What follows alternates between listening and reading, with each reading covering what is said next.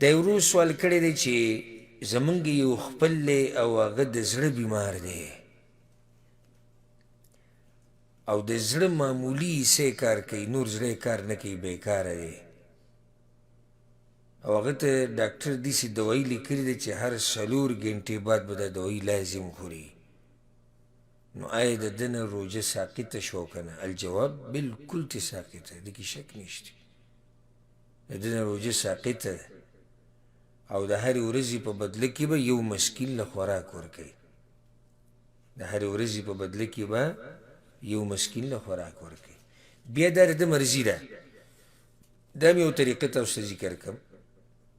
که څوک داسې چل کوي چې دې کې شرط دا دی چې ورځ به تېره شوي هله به هغې دغه ورکوي، یعنې د هغه ورځې نه مخکې نه شي ورکولی، د هغه ورځې په بدله کې یا د هغه ورځې یا په هغه ورځ یا د هغې نه بعد، خو د هغې نه مخکې خوراک نشي ورکولی. لکه اوس یو سړی دی روجې نشي نه او د شعبان په میاشت کې 13 مسکینانو له خوراک ورکوي، صحیح ده؟ ولې نه صحیح؟ عبادت له راغلی دی. نو طریقه دا ده چې یا خو ورځ په ورځ ته غریب له خوراک ورکوي او یا داسې وکړي چې په آخره کې دا ټول غریبانان را جمع کړي، که هغه 30 دي که یو کم 30 دي یا که کم وي د دې نه دا را جمع کړي او دوی له په یو ځای روټۍ ورکړي، دا هم جایز دي. والله اعلم. او الله سبحانه وتعالی د دې بیمار له او ټولو بیمارانو له دې الله شفا ورکړي.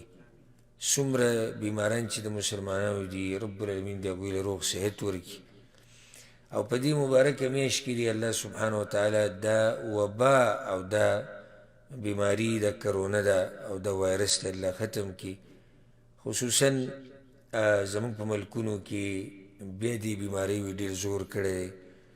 نو الله سبحانه وتعالی دې هلته چې کوم بیماران دي په هغوی د الله خپل خاص رحم وکړي او په دې مبارکه میاشت کې دی الله سبحانه وتعالی هغوی له روغ صحت ورکړي او کوم چې د دې بیمارۍ د لاسه مړه شوي دي رب العالمین دې هغوی وبخي او الله سبحانه وتعالی دې ورله د شهادت مقام ورکړي.